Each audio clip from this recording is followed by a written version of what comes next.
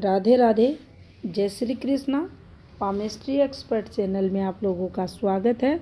आज हम हाथ में शुक्र वलय के बारे में जानेंगे और शुक्र वलय के उन राजों के बारे में भी जानेंगे जिनके बारे में कोई नहीं बताता। तो देखिए, सबसे पहले हम एक रेखा को ड्रॉ कर लेते हैं जो कुछ इस प्रकार से हमारे शनि और सूर्य पर्वत को कवर करती है।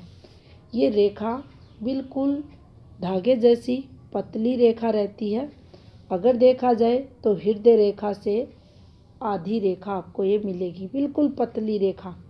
कंप्लीट अगर है तो ये बहुत अच्छा फल देती है, प्रभुत्व को बताती है, जीवन में अच्छी तरक्की जातक की होती है। शुक्र के शुभ गुणों की प्राप्ति इस रेखा पर देखी जाती है। धन सुख वैभव इस जातक के जीवन में रहता है। अब मान लीजिए किसी जातक के हाथ में शनि पर्वत पर एक रेखा आई और आकर वह रेखा हमारे शुक्र मुद्रिका को, शुक्र वलय को काटे और साथ ही हमारी मस्तिष्क रेखा को भी काटे। तो देखिए, यहाँ से एक रेखा उठे और इस प्रकार से नीचे उतरकर ये देखिए दो रेखाओं को, हृदय रेखा और शुक्र वलय को अगर काट रही हो तो ऐसी रेखा जातक को चिंता, रोग, दरिद्रता और कलह देने वाली रहती है। अब यहाँ आप देखेंगे, जब भी शुक्र वलय पूर्ण होता है, कंप्लीट होता है, अच्छा हाथ में रहता है, शुभ फल इसका देखा जाता है। लेकिन शनि की एक गिरती हुई रेखा जब हमारी हृदय रेखा को और शुक्र वलय को एक साथ काटती है तो देखिए, जो शुक्र वलय हमें धन देता है उस धन में कमी ये रेखा कर देती है। यहाँ शनि अशुभ हाथ में माने जाएंगे और शनि की अशुभता के चलते जो धन सुख के कारक ग्रह शनि है, व्यक्ति को दरिद्रता में अपना जीवन यापन करना पड़ता है। अब लाइफ टाइम ऐसी रेखा इम्पैक्ट डालती है जब ये इस प्रकार से हमारे हाथ में उतरती है। अब यहाँ ये ज़रूर चेक करना चाहिए कि आयु के किस भाग में ये रेखा हाथ में आ जाए।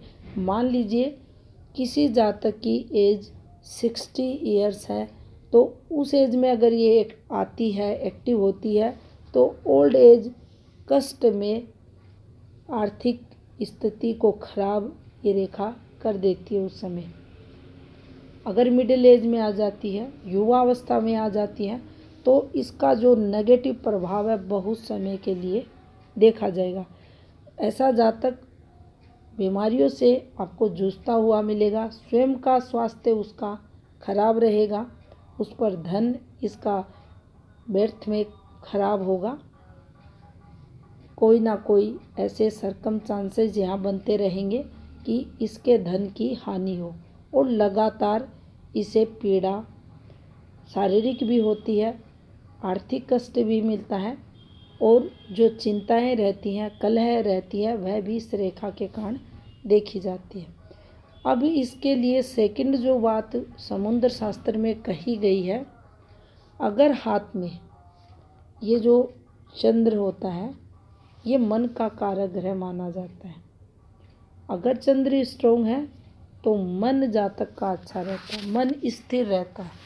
अब यहाँ आपने देखा, यहाँ मन खराब होना, चिंताएं होना, अब ये स्ट्रोंग है तो जो चिंताओं का डिपार्टमेंट है उसको ये कम कर देगा।